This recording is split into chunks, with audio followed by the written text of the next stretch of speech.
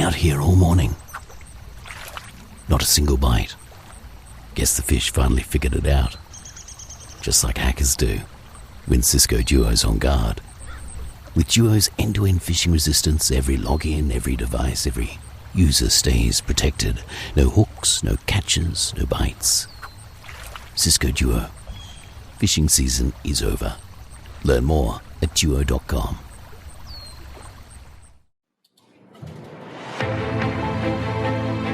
From the Netherlands, our virtual studios in the cloud. And Camarillo, California. It is time, once again, ladies and gentlemen, for the Marketing Geeks. And we're doing a special version of the Marketing Geeks because this one is going to be simulcast on the YouTubes.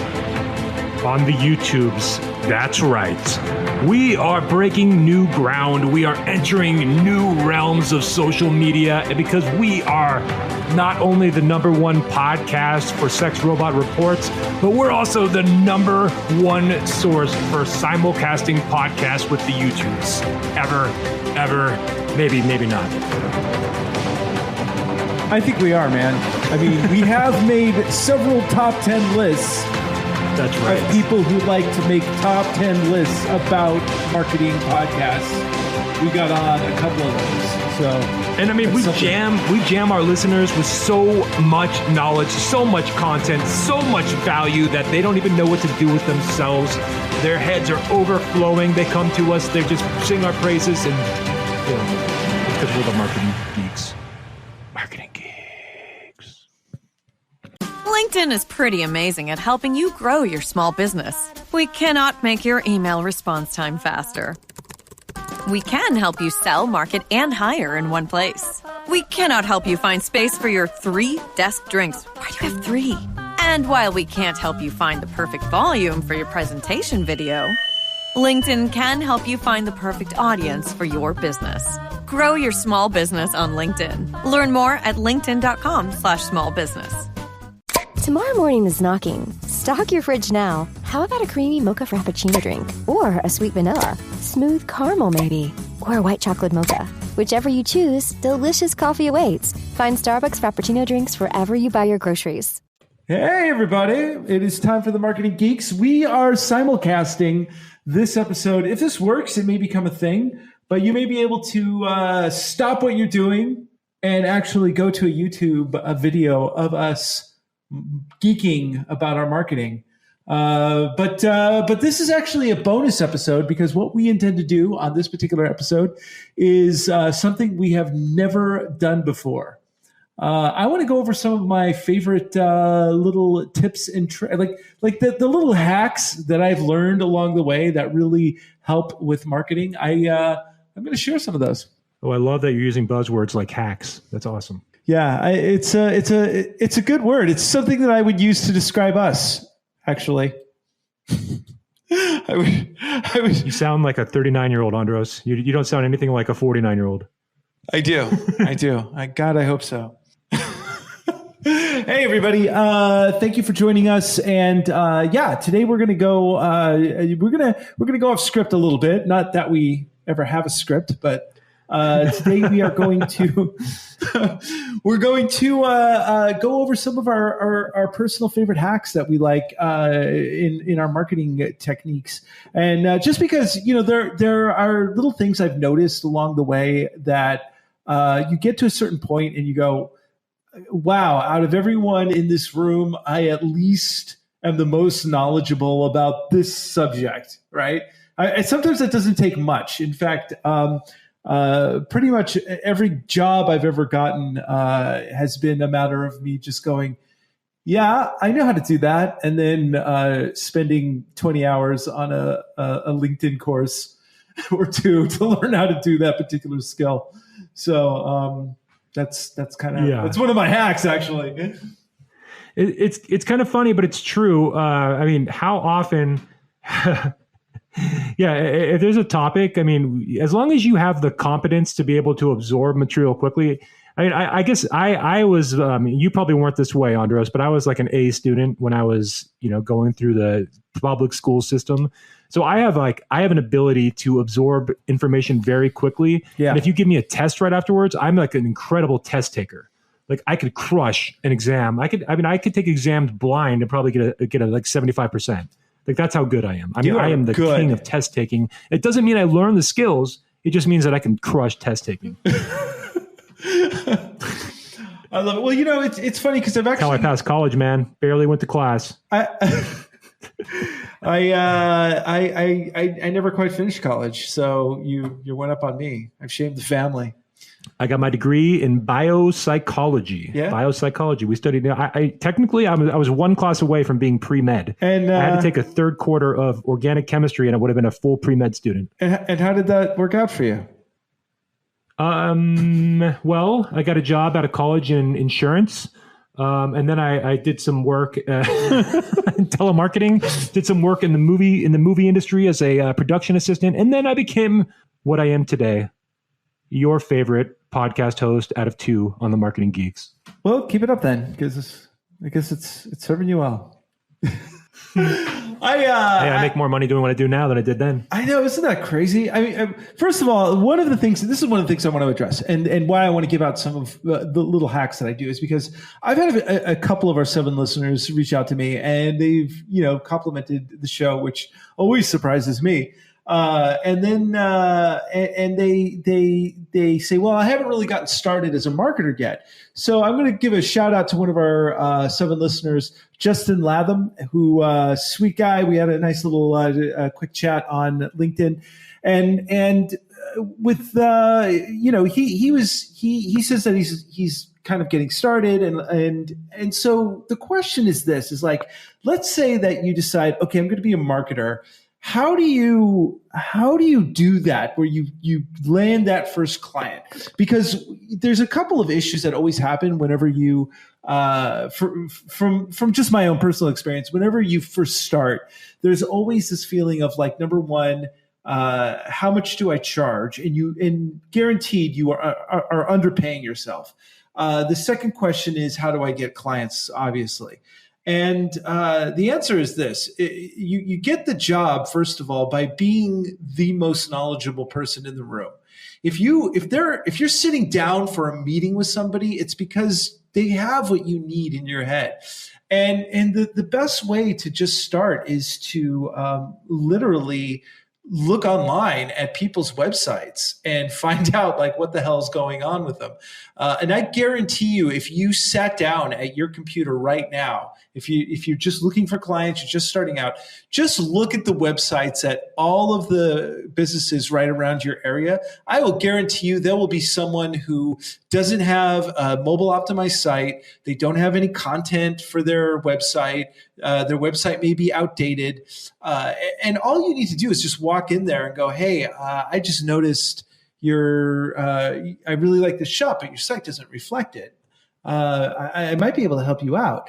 And that's all you really need to do, is just to start a meeting. Because if you can walk into a situation where you can give somebody 1 or 2 tidbits of information that it makes sense to them, you've got them. And then the rest of it is just making the proposal. And then the other thing that I would recommend is always make the proposal, put a price down, and then give yourself a 10% raise. And then change the price, make it 10% higher than you originally put.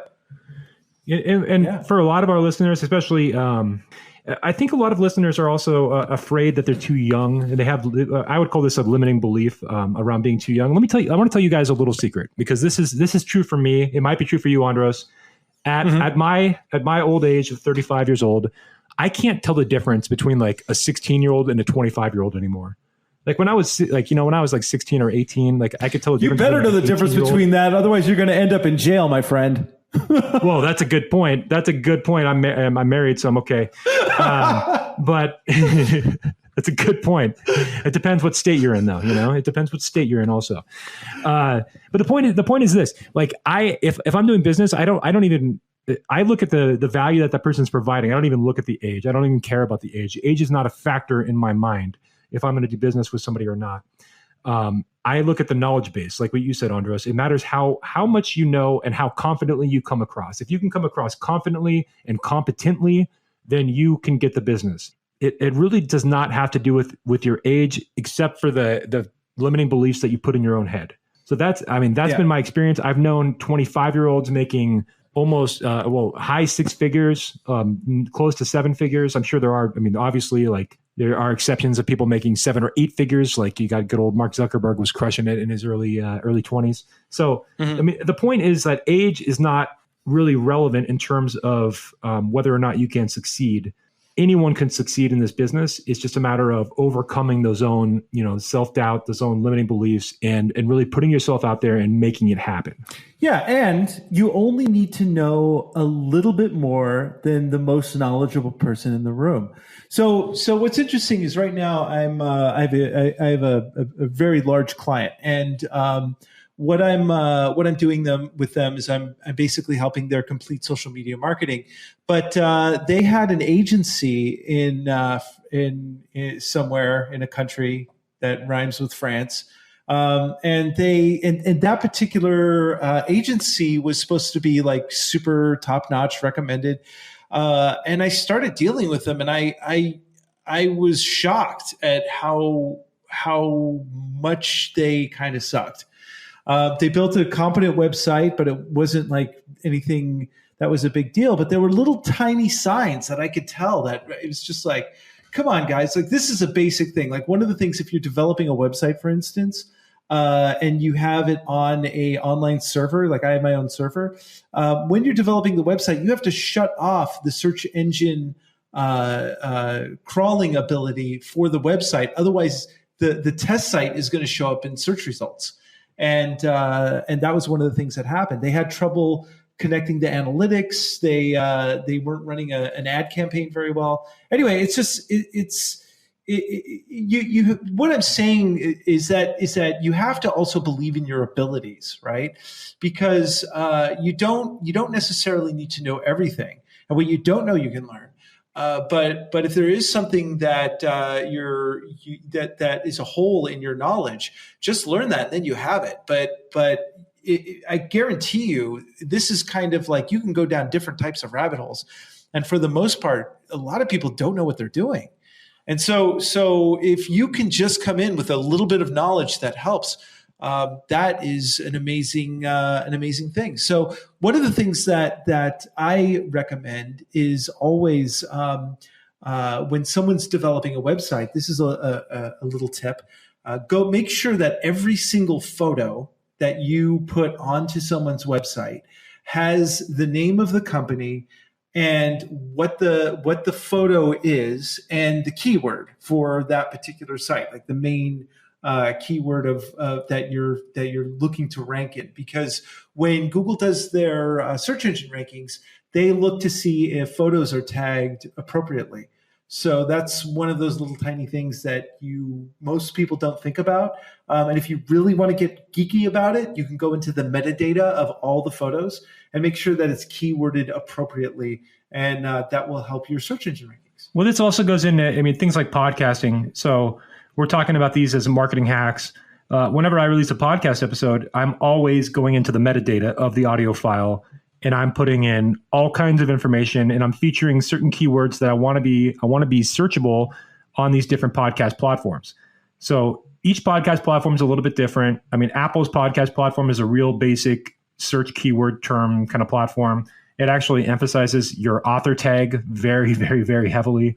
It emphasizes certain tags like your title very, very heavily. The metadata I don't think is as valuable in Apple as it is on something like Google Podcasts and Spotify. But it is important that you include these keywords in the metadata of if you're on a website, it's in the images. If you're doing audio, put it in the audio files. So always be thinking in terms of machine algorithms and how they're going to find things. And the more you can optimize, the better your search engine optimization will be. Yeah, that's a good one. The other little hack that I really love is if you can find a certain amount of keywords for a particular niche that you're trying to trying to rank for, then just creating content on, especially because most of us have WordPress sites. But if you create a blog with that content in mind, and just a long tail keyword that not too many people have cornered. So what I'm saying is that if you're looking for instance, a subject matter to write about on your blog, just write a blog based around a keyword that is most relevant within your industry. And you may not get on the first page, but it will help your overall rankings, because remember that Google has something like 220 different types of systems that they go through to figure out what a search ranking is. The top ones are like backlinks, whether or not your site is search engine optimized, and and whether or not the photos are aligned, whether or not the content is relevant to the queries asked. So don't be afraid to use some long tail terms, meaning phrases that are not just one keyword, but several phrases put together. And that will definitely help your search rankings. Yeah, and one of the things that we talked about also were branded keywords, and you've talked about this for years, Andros. Oh yeah. But when I was at Traffic and Conversions, one of the speakers there was talking a lot about making sure that your website is ranking for your own branded keywords. So you want to make sure that you are ranking number one for your own terms, right? So if your company is, well, give me an example. If your company is Star Child, we'll just call this Star. I was going to say Star Child. Let's just call it that. You want to make sure that you're ranking for that name in your keyword terms. And if Star Child is a competitor of yours, you can actually run Google AdWords against those branded keyword terms. So if you know that your competitor is one of these main websites, you could purchase ads against those keyword terms. And if somebody searches them, you show up above them in the search results because you have your ads running. So that's a kind of a nice marketing hack that you could do to get in front of the traffic that's going to your competitor websites. And that's what I do with you. I'm running Star Child Interactive competitor ads against your business. That's what happened to my business? That's me. Oh my God. That's what happened. I did that just to prove a point, my friend. Just to prove a point. That's why I spoofed your email and hacked you last week. What? That was you? It was me. It wasn't Joseph Jaffe. It wasn't the Admiral. It was me. If I wasn't here in the Netherlands, I would be at your house having a very stern conversation with you. So wait, let me do this real quick. I want to take a pause real quick. Two things. Yeah. I want to pause and I want to give our supporters of the show a shout out. I mentioned them at the end of the last episode, but I want to give them a shout out again. These are the latest supporters of the show. We have Iris Garretts, we have Westin Otto, Islam Ahmed, and Jessica Wynn. I want to give them shout outs because they're supporting the show at $4.99 a month. And they have been loyal followers of the show. They've reached out to us, and they're awesome. But if you are Westine Auto and you're listening to the show and that's your name, please email us at realmarketinggeeks@gmail.com because I need your email address to get you access to the webinar recordings. So, and for future donors, when you do donate, make sure that you also send an email because our platform does not automatically send us your contact information. It just sends us your name. So step 1, donate to the show. Step 2, send an email so that I have your contact info and can send you the recordings of the webinars. That's all. Back to you, Andros. And step 3, recommend us to 500 of your closest friends and leave a 5-star review and tell us how awesome we are because we love you. So what else you got for me? Well, why don't you give us another tool? Let's go into the tools. Let's go. Knock them out. Okay. All right. Google Trends is obviously one of both of our favorite tools. I've talked about this before, and what I'm going to do is I'm actually going to, if you are watching this on YouTube, then this is going to make sense. I'm going to talk my way through it, but I'm actually going to do a screen share. My God, the technology that's available to us now is just incredible. We are breaking new ground, my friends. So, all right, okay. So I am going to take a look here. So here we are in Google Trends, which is one of my absolute favorite tools. It's free. It's from Google. You just search for Google Trends. And this is something that I really love to do because... I see that Taylor Swift and Kim Kardashian are trending right there in purple and blue. No, are they? Oh, this is... Can you believe it? Are they feuding? You know what? If they don't owe me money, then I don't really care. That's just my thought on it. Hey, can I want to take I have a question, Andros, because I've been reading all this about Michael Jackson recently, and this is might be off topic a little bit, but I mean mostly on topic.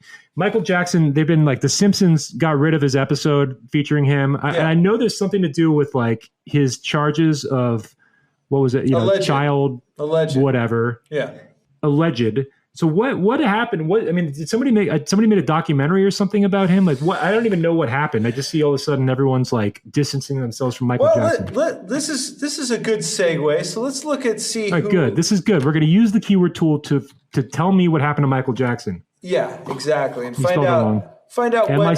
I know. God. You typed in Michael and Sylvester Stallone came up as an option. I know, that was weird. And Jackson does not have an E in there. That was weird. Okay. There's no E in Jackson. Did I misspell Jackson too? Well, Jackson. Jackson. Jackson? There's no E. There we go. Man, what's the matter with me? I have to narrate because our listeners don't see this. They don't actually see these. Stupid brain. So when you misspell words, I want to make sure that I call you out on it. Okay, so here I am. I am looking at the interest in Michael Jackson from look at that spike. This past year. And there was a huge spike right after this Finding Neverland. February 24th. Yeah, so it was a documentary that basically said that there was some alleged young people who are now adults who said that Michael Jackson abused them through many, many years. And they talked to them as survivors and just kind of what happened. I don't even know where to begin with it. I mean, it's I'll tell you what's hard about it is that here you have a guy who obviously was very troubled, and he didn't discover marketing, so he went into singing. And that's what I would have done had I not discovered marketing. But what I wouldn't have done ever is had a sleepover with children. I do all the time now because I have one, and the sleepover is with my own kid. But I think that gets into some strange territory when you do that. But he was not a normal person, and there was something wrong with him, and he needed mental help. And no, he was not. I mean, I grew up, and I remember that he was like best friends with Macaulay Culkin when I was young, because Macaulay Culkin was like my hero when I was a kid, because he was like my same age as me almost. Yeah. And I grew up with Home Alone. But yeah, I just don't like it because, I mean, I guess it's fair, but it's he's dead. He can't defend himself. I don't know. It's tough when you're smearing somebody's name that can't defend themselves. But if it's true, it's true. So it's a tough situation. I mean, I'm biased because I love Michael Jackson's music. So yeah, I love Cosby. I loved Harvey Weinstein's films. I love Louis C.K. I still think he's funny. But man, I mean, like, when does the person and the art have to become two separate things, or are they the same thing? And I don't know. I mean, I have some very strong feelings about this, and some of my positions around it are very controversial. And this is a family show, so I just want to get back to what I was going to be talking about. This is very much a family show, because now you put me down this crazy rabbit hole. Now you bummed out my evening, man. And so, okay, so I'm looking at interest in Michael Jackson. It looks like Nevada is one of the top places that people have been searching for Michael Jackson because of Las Vegas. Which is very interesting. But I can also see the related topics, like some of the things that people have been looking at also, like Joe Jackson, the musician, and child abuse allegations. And Debbie Rowe, who was the woman who allegedly carried his child. But you can zero in on these different areas. And if there was like, say, a do you support Michael Jackson campaign that you want to run, and the yeses get a Michael Jackson is innocent t-shirt ad, and the no's get a send Michael Jackson to jail ad, then you might be able to sell some t-shirts and make money off of this whole mess. That's what it really comes down to, is can you make money off of this mess? No comments. So that's no comments. Anyway, but as you can see, but I agree with you. As you can see, this is a very handy tool. I'm just going to stop my share now, man. You've just ruined my whole thunder. I know. I just ruined your mojo. We talked about Michael Jackson, but I didn't know. I wanted to know the truth. No, I don't know what happened. I haven't seen the movie. No, it's an interesting topic. And you know, one of the things I got to tell you that you know, if we're going to go down this rabbit hole just a little bit, and this actually ties into everything with like marketing and just where we are in the world today. And part of where we are is we're in a place where all of the institutions we held dear, all of the idols that we admired, all of the stories that we thought we loved, they're all getting wrecked, right? Because you look at all these people that have come out now, and it turns out that they were either pedophiles or awful people, or they had this terrible history. And then you look at our institutions that are not serving us at all, or are doing the exact opposite of what they were set up to do. You look at the stability of just where we're at.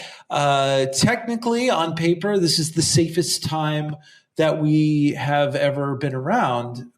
Less wars, less famine. But on the other side of that, this is also the most perilous time, because we are just standing on a precipice and anything can happen. And one of the things I really like about the power of marketing specifically is that you can find a product or service of your choosing. You don't have to work for a terrible company. You can work for like a small industry or a political candidate that you like, or you can work for the local health food store. And if they need help with this stuff, this is a great way to give back a little bit. I mean, like you don't have to take the high paying jobs. You can do an exchange with somebody that's going to be on par with like the amount of effort that you give out. I'm all for the barter system even, and I've done some barter jobs, and that's great. But you know, looking out for small businesses. You can also market yourself. You can also market yourself, and you can also create your own narrative around yourself. Yeah. So if you're marketing yourself, you can help to shape the narrative. I mean, obviously, if you run for politics, that's going to change, and you're going to be put under a microscope, and that's a lot. That's a whole nother conversation. But if you're just like your everyday Joe, and you want to make yourself into a bit of a celebrity, but I mean, not like not a huge celebrity, but like a micro celebrity, you can market yourself. You're the one that controls the storyline. So you tell your story, you tell people your truth, and that's what's going to get out there. Now, once again, if you get too big, people might start digging a little bit, and they might reveal some truths. But for the most part, most of us can shape our own narratives, because of marketing, because we have that power. Yeah, absolutely. And it's like using the Force. There's the light side of the Force and the dark side of the Force. You can like do the Jedi mind trick with marketing. It is a superpower of sorts. But the question is like, what side are you using it for? Because, there are people that do marketing for big pharma, and they go, well, it's just paying me the bills, or they're doing, they're happy because they get a political candidate that has a lot of dark money behind them, and they will pay you to market that candidate. But part of, as the saying goes, with great power comes great responsibility, because marketing, when you really come down to it, is the power of manipulation and propaganda. Did you just come up with that yourself? That's brilliant. Yeah. That's a great saying. I've never heard that before. Never? With great power comes what? How'd it go? Oh, great responsibility. You know who told me that? My Uncle Ben. Wise man. Very wise man, Uncle Ben. Yeah, he died. How did he die again? Yeah. God, I don't remember. Long time ago. Anyway, but the point here is that I implore. I mean, this is one of the tricks that I use, and I know I probably could have been a lot better off than I am financially. You could have been a doctor. I mean, man. I'm doing pretty you could well, have been a but doctor. I could have been a contender. I could have been somebody. But the thing is that I didn't ever want to sell out. And I've done those jobs where it's just like someone I don't like, or I don't get along with, or I don't like their business practice. And that it never ends well. It never ends well. So one of the hacks that I pride myself on is I don't take jobs with people that I don't like, or I don't like the product, or I don't like who they are. If it goes against my own personal integrity, I won't take it. That's good. I like that you take a stand on that. That's important. I just wanted to add a couple things. I mean, out of college, I took a job in insurance right off the bat. So I graduated, and seriously, the Monday, I think I graduated on like Friday, and then I started work on a Monday after that. I didn't take any time off after college. Went right in full time. Insurance sales agent. I mean, I was incredible. Obviously, incredible sales agent. I could sell the shit out of auto insurance. Can we say that on the show? Sure, why not? You can. It's your show. You can do whatever you want, man. We do market as explicit content, even though we rarely even use explicit content. But yeah, maybe we should take advantage of that shit. I know we should. But anyway, yeah, I was an auto insurance sales agent, and I worked in a cubicle, and I will tell you that after about 6 months of that job, I was miserable. I mean, I was so miserable. I was like spiritually dead. That job sucked all the life out of me to the point where, every day was like misery. If you've ever seen the movie Office Space, where he talks about he's like, so I've had that job. Is today the worst day of your life? Yes. Every day is the worst day of my life. That was how it was. So, that's why now that I work for myself, I'm incredibly happy because I control my own schedule, and I actually make more money than I did when I was working for them. So it's a double win-win. So I'm happy. So let's talk about this, because this is one of the things that I also, some of our 7 listeners have asked me about, is when you're first starting out, like, what do you do? The first thing I would do, but like, in fact, if you can hear my voice, the first thing that I would do is I would get an LLC going. I would turn yourself into an LLC.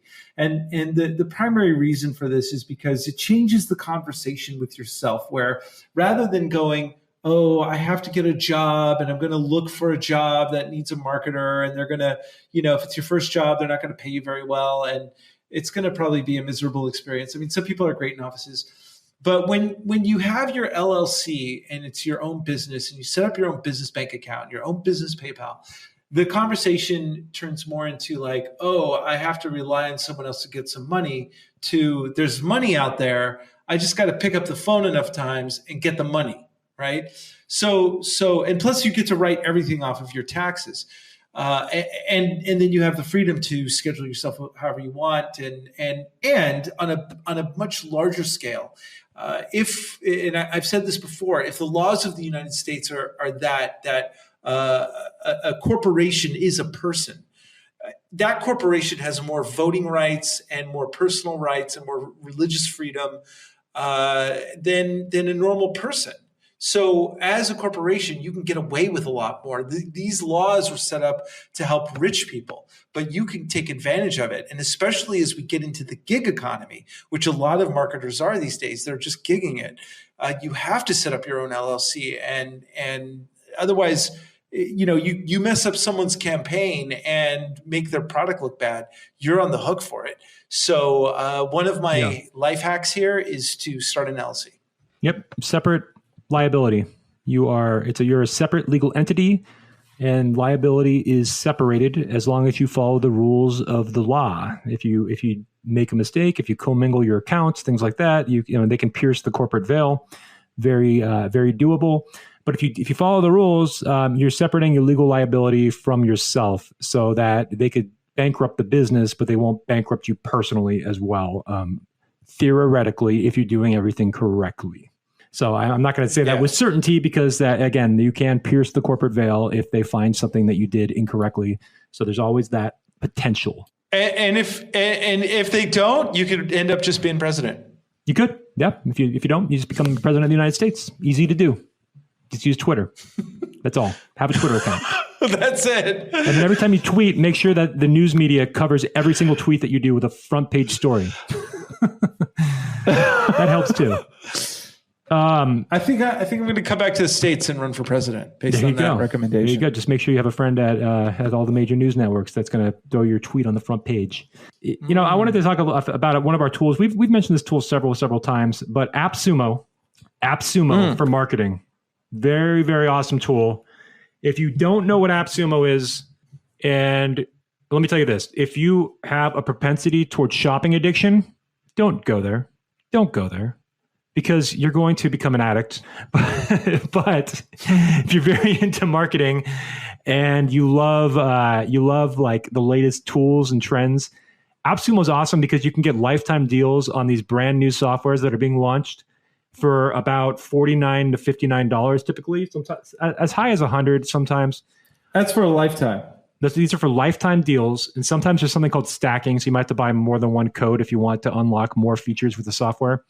But I won't get too into that. But if you go to this website, you're going to see all kinds of tools that are available. Like right now, if I go to the website, there's a tool called Book Like a Boss where it's an online scheduler, but you get lifetime license. So instead of using something like Schedule Once or using something like Appointment Core where you're paying a monthly fee, you can have something like Book Like a Boss, and you can schedule and have this software available to you for free for life.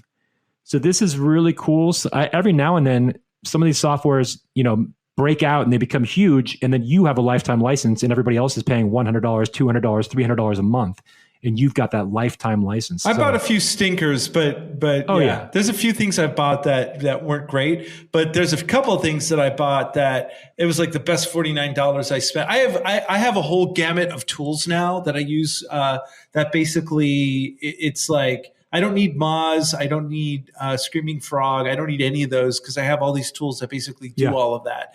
And I paid like $49. I was so happy. Once in a while, one of them will go off the cliff and they won't work anymore. But yeah, that's true too. For the most part, yeah, that's I'm addicted to that too. Yeah, I mean, it's just an awesome software. Yeah, there's a little bit of risk. There's a little bit of risk involved in that. Yeah, some of these may not keep them up after like 2 years or so. Most of them do though. I mean, the majority of them, I think almost all of mine are still active. But again, yeah, you're getting a lot of these tools. Just make sure you're using them. I think sometimes, so I'd say I probably have 50% I use, 50% I don't. So I guess some of you could call that wasted money, but they're tax write-offs too, right? Exactly. Because you have your LLC, right? Because I have my LLC. I do have my LLC. Yeah. And there's a new tool on there too called Sociamonials, which I just bought. I got it. I bought it. I'm just starting to play with it a little bit. It looks pretty cool. I haven't really completely rolled it out yet, but it's an awesome social media marketing tool, and I'm excited to really dive into it. But there's lots of tools out there. Some of them will do like Facebook Messenger bots. Some of them do things like they have graphic designs. They have things like there's a bookkeeping one out there right now. And then they have even some free tools like this Sparkwa Legal. This is like free publicity. We're not getting sponsored by AppSumo. This is just like we just love the site. So that's true, huh? But we just love their tool. Maybe we can get some AppSumo people on here. AppSumo, if you're listening, we want you to sponsor this show because we love your tool. Go look at my account and tell me how much money I've spent. And I think AppSumo, you're going to get your money back, AppSumo. You're going to get your money back. Just sponsor. That's right. That's right. Because he loves your tool. Another. Oh man. Yeah, sorry. That sounded wrong. You did it to me. So another great tool that, and we talked about this just before the show started. We both really appreciate the idea of personalization. Personalization is a great hack, and the reason why is because automation has basically got people numb to automation. You get an automated robocall, you get an automated email, you get an automated message. You know, an automated response to your social media posting. It doesn't feel very good. It just feels like someone just was automating everything. Yeah. So a personal touch is here. I'll give you a perfect example. The people that I'm doing the big job for right now, they had this issue because they went to a trade show and they collected a bunch of cards, and then they were going to send out a standard email marketing campaign like, thank you, blah, blah, blah, blah. I was like, look, you're looking for leads, right? All of those emails are going to go right into the trash. Your click rate is going to be terrible. What would be better is to write a personal email to each one of these people and say, thank you for attending. Really, like, if you can throw in a personal comment or a personal thank you, that would go far better than if you just send out a mass email that's going from like a MailChimp or something. So if you can not automate, I mean, sometimes you have no choice, but if you can personalize, it takes a little more time, but ultimately it feels better to people. Yeah. And if you're going to automate, it's all about segmentation. So you want to get down to very specifics about your audience so that you can actually talk about these niche down topics with them, and you're speaking directly to a very segmented list. That way, when you are automating, it's just more personalized because you're talking about something that's not generic at all. The more generic you are, the more somebody's going to ignore you because they get so much generic crap in their email box these days. Yeah, and as we've talked about, all of marketing now is really about building personal relationships more than anything else. So you got to put some time into doing that. Even this is interesting. At Traffic and Conversions, they did a slide. They did a presentation, and this is not exactly the same thing, but they showed an e-commerce store where they offered a wallet, and they had they had a wallet you could buy, and then they had a split test where the other one was that you could buy a wallet and you could put your name on the wallet, and they were able to sell the wallet with the name on it for 48% higher price. So 48% higher price, they were able to sell it still with that by just adding that touch of personalization because people love their names. Yeah. People love personalization. It's Dale Carnegie when he wrote How to Win Friends and Influence People. That was one of the things they said, that that person's name is the sweetest sound. And so, capitalize on that. Absolutely. So the more, the more narrow you can get, the better. So any other tricks that you have that you want to share in our little bonus episode? I think if we go into like Facebook Live a little bit, there's a couple tools. I've kind of started to use Zoom webinar a bit for Facebook Live, where I can do a live webinar presentation and simulcast it to Facebook as a live video. But one of the things that I've found that is bringing success is you can schedule your lives now, so you can actually announce them in advance, and by doing that, you get the tendency is to get significantly more engagement by announcing them in advance. And by doing Facebook Lives, these are some stats that I recently got. The watch time is 3 times higher than pre-recorded video. The engagement with live video is 10 times higher than pre-recorded video. And live videos still receive the preference from Facebook algorithms. Is that impressive to you? Well, it leads to a small story that I just found out about. In fact, I'm going to share my screen right now. And while you're doing that, I want to say that one of the other strategies that was highlighted was the idea that you can give away something on every Facebook Live. And if you pre-announce that you're going to give away something, it could just be like a $5 gift card or a $10 gift card to Starbucks or something like that. And you use it as a way of creating engagement. So it could be something like, I'm going to give away a chance to win this $10 gift card for everyone that posts a question on my live. Because the more people that post, the more that boosts your Facebook, your live into the Facebook algorithm, and the more engagement you're going to get. So if you take advantage of that and you are willing to invest a little bit of money that way, it's going to pay dividends in spreading your message out there. Well, and that's this new tool that Twitter has just introduced. This is from Marketing Land. Twitter's new tool gives video creators insights to boost engagement. And so what it does is it basically lets you know when the most people are watching video at that particular moment. And it allows you to do some publishing right at that moment. So if you want to create some live streams, you can do that. So right here, it's talking about how in September, Twitter gave video content a push when it began putting live streams atop user timelines, giving in-stream video ads prominent placement. So you could actually create a live streaming video ad and post it at this particular moment when the most people are watching video on Twitter. So a little new tool for marketers to use. I think that would be a fun thing to at least experiment with. We should try that, man. We should pump one of our live recordings and live stream it to Twitter and see what happens. We can do that as a social experiment. The power of the internet is just unimaginable. It's like amazing. I mean, a couple other tools real quick here. So for Facebook, because we're talking about Facebook now, not Twitter, Andros. We're talking about Facebook. If you go to any business page, and there you're going to see on a business page, you'll see a couple of like next to the person's name or next to the page name, you'll see something that says whether you're following or not. There'll be that thumbs up if you want to like the page. There'll be a share icon, and then there's an ellipsis. If you click on the ellipsis and you go down on the drop-down menu to info and ads, you can actually view all of the ads that page is running. So if you want to spy on your competition and see what kind of ads they're running, you can actually view all the ads that they're running right there for free. And it's a great way. It's a great research tool. Wait, where's this tool? You can analyze the copy. Tell me analyze again? the way they're using emojis. This is just Facebook. It's not even a tool. You just go to any business page. So again, you're going to go to any business page, and then you're going to where it says like following, whether you're following them or not, or where the like button is. There's an ellipsis of 3 dots there. Yeah. You click on where the 3 dots are. You go to the very bottom. It says info and ads.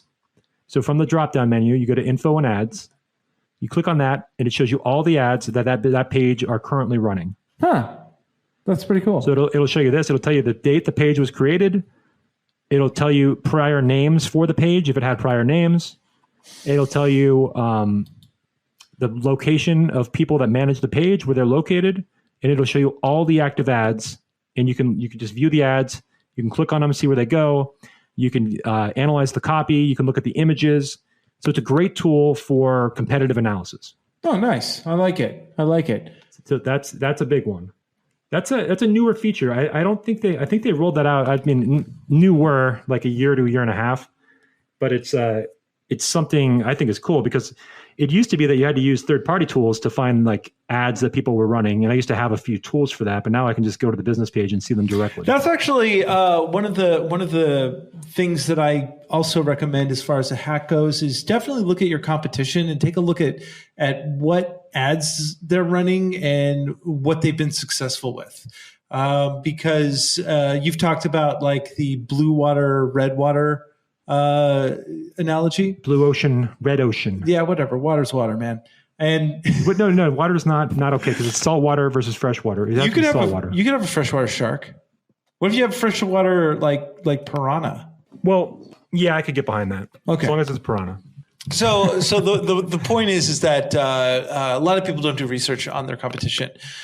Take a look at what other people have been doing. That's a good hack. And one of the things that you could do, especially if you prepare yourself, I love, for instance, going into pitch meetings because one of the ways I always get jobs is I'll end up with like a 15-page PowerPoint presentation, and I'll show them what their competitions are doing and what keywords their competition are ranking for and where they're at in that and how people are searching for them organically.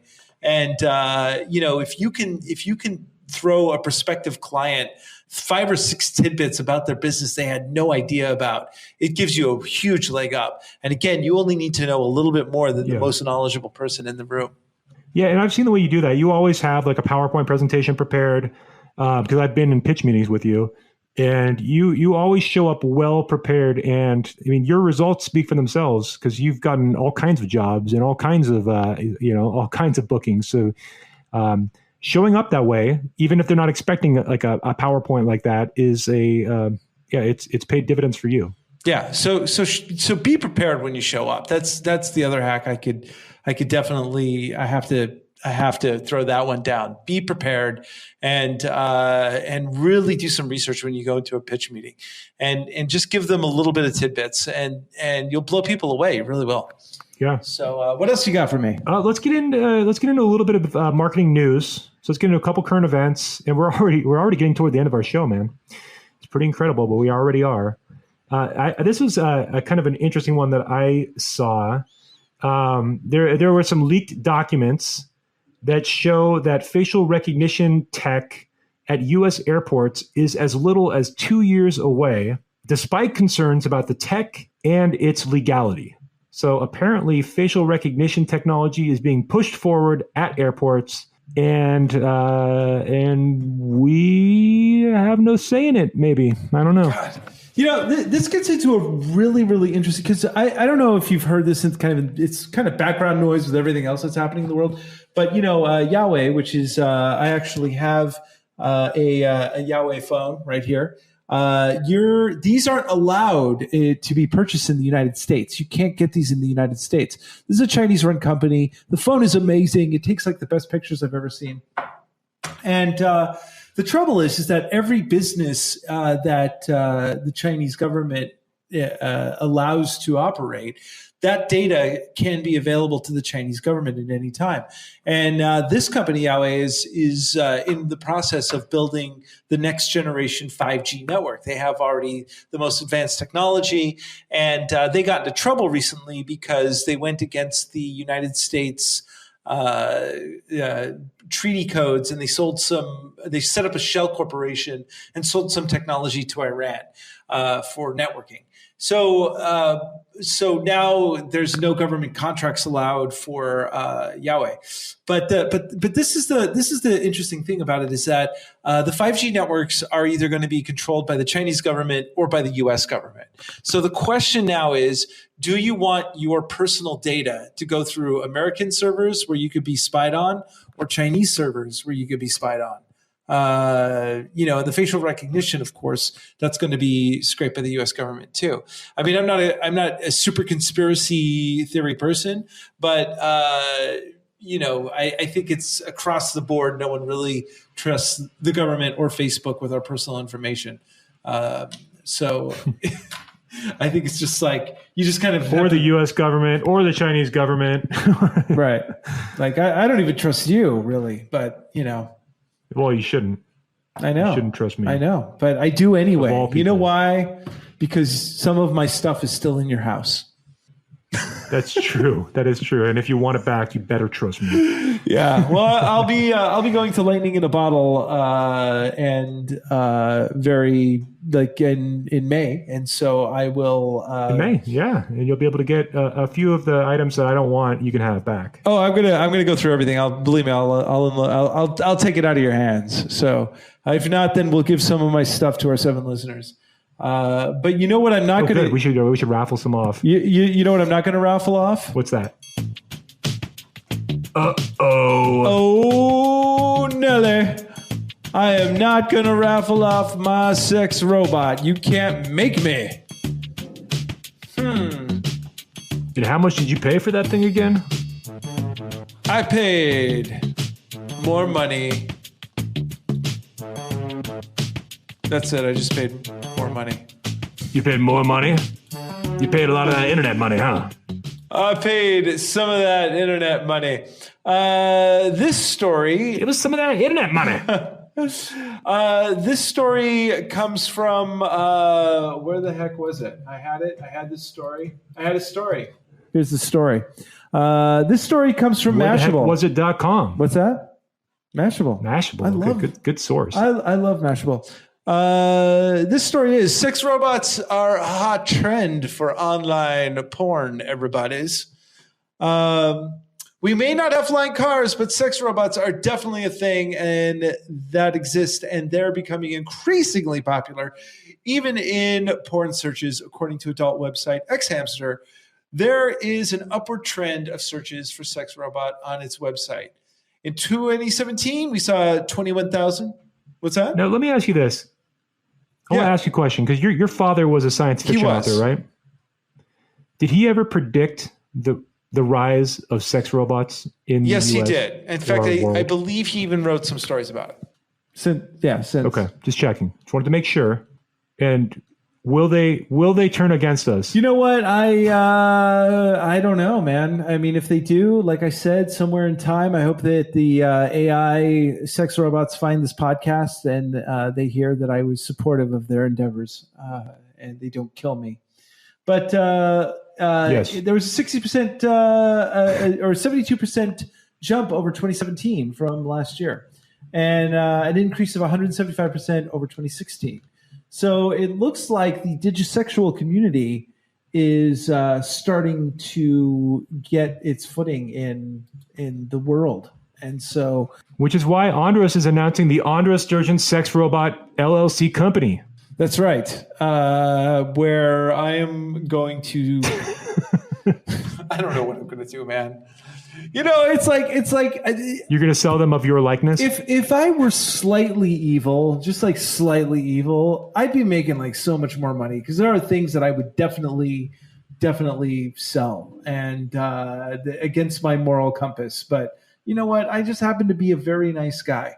But the real interesting thing is this: why are people looking for sex robot porn? Is it a curiosity thing, or is it just Rule 46 of the internet?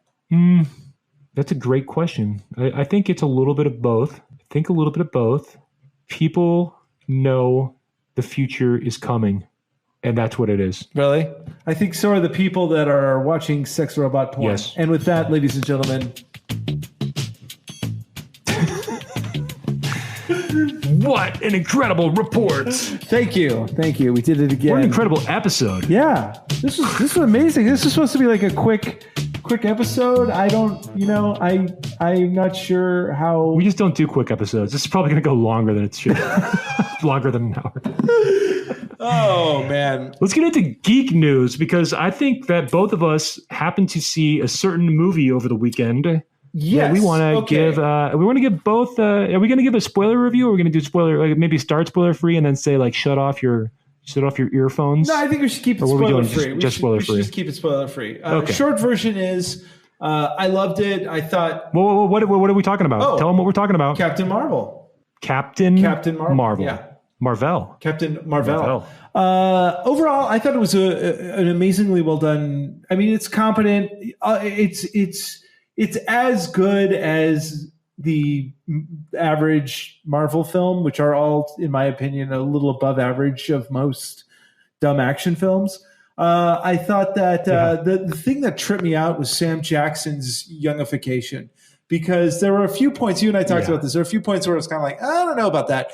But if I wasn't looking for that, I would have never even thought twice. Yeah, that's what I said. There are a couple times where I'm like, there's something a little bit off about it, but not much. And if I didn't know that they had done that, I probably wouldn't have even noticed that they, anything regarding it. Probably not. Tough to say because I did know. There were some good twists in the movie. A few things that made me go, I wasn't expecting that, which is good because that's hard for me to do. I also appreciated some of the nods to the 90s. That was pretty fun. Yeah, a lot of music nods. Yeah, the music nods and some of the other. There's a couple of jokes in there that were really good. But also there were some really nice, very subtle Easter eggs that tied back to other Marvel movies. And I have to say that the expanding Marvel universe, the way that they've done it has been just masterful. And I am so stoked that in a few years, I'm going to be able to sit my son down and just say, hey, I'm going to show you Iron Man. I'm going to show you, like how many are there now? There's like 20 of them, right? Yeah, it's like 20 movies, or yeah. It's only like 24 James Bond films. So it's going to pass James Bond very soon. Yeah, because they're going to loop in the X-Men and all that stuff. James Bond only cranks out one every like 3 years, and Marvel's cranking out like 3 a year. So it'll pass James Bond in no time. Oh, I thought Brie Larson was actually quite good. She was good. Now the one thing, this was kind of an interesting thing. There was an anti-marketing campaign that was going on with Captain Marvel. And in fact, I think that we should dedicate a whole show into how to fix bad reviews or bad online. Like if you get. Oh, that's right. Yeah, I read about that. Yeah, and there were a lot of trolls who wanted to take Brie Larson down because she said something about that she just something about like women empowerment, and so every troll in the world wanted to basically like sink the movie. So Rotten Tomatoes has the critic score, and before the movie comes out, it's a score of how excited are you to see this movie. Yeah. And the trolls tried to lower the rating by using bots, and so they actually had to disconnect that portion of the of the system. It's kind of dumb. Yeah, and even now on Rotten Tomatoes, it's at 80% by critics and 59% by users. So that's a pretty big disparity that is likely caused by a lot of that campaign where they wanted to take the movie down for whatever reason, because they didn't agree with whatever she said. I don't even know what she said, so I didn't follow that whole story. That was one that I just kind of missed. But again, I liked the movie. I thought it was good. I love the cat. The cat is he's a cute kitty cat, or she, or whatever it was. Cute kitty cat. So, all right. Well, anything you want to leave us with before we sign off of our bonus episode that was supposed to be a short edition? I want to leave you with Avengers Endgame is now only like 6 weeks off or so. And it crazy. Is going to be awesome, and they've barely shown any footage, and I've loved that. I love the way they're handling the marketing on that, and we could dedicate a whole show just to that. I think we should one of these days. The art of marketing by not marketing. It'll be another one of these bonus episodes that's like a 10-minute episode that turns into a 70-minute episode. That's great. And with that, I'm calling it, man. Ladies and gentlemen, the show's over. You don't have to go home, but you can't stay here. What a show it has been, where you learned incredible things about your life balance, the force, and why you should live in the United States instead of the Netherlands. And you know what I want? I want all of our listeners, if you have a trick that you like, a little like simple hack for your marketing, will you message either one of us on LinkedIn and tell us what it is? Because we'll feature it. We'll find out on air. We'll read it on air. Yeah, we'll feature it on air. And if we can get this simulcast thing working, we'll actually screen share it on air, and we'll get all that going. Heck yeah, man. So we're experimenting with the whole simulcast thing. That technology, that's coming though. It's coming. You're going to be able to listen to the show live. That's right. And then if we could figure everything out perfectly, we'll even take your questions live on air. Pretty soon, we're looking at ways to upgrade the show, make it more interesting. I don't think this episode is going to be the way, but you never know. Yes. And with that, stay classy.